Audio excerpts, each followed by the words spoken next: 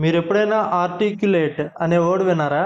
అంటే దీని అర్థం good at expressing ideas or feelings clearly in words or having or showing the ability to speak fluently and coherently అని.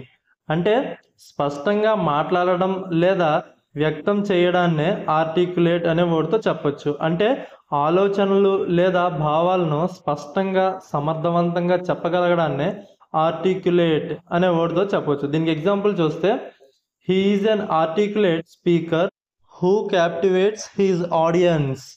అంటే అతను స్పష్టంగా మాట్లాడే వక్త, తన ప్రేక్షకులను ఆకర్షిస్తాడు అని అర్థం.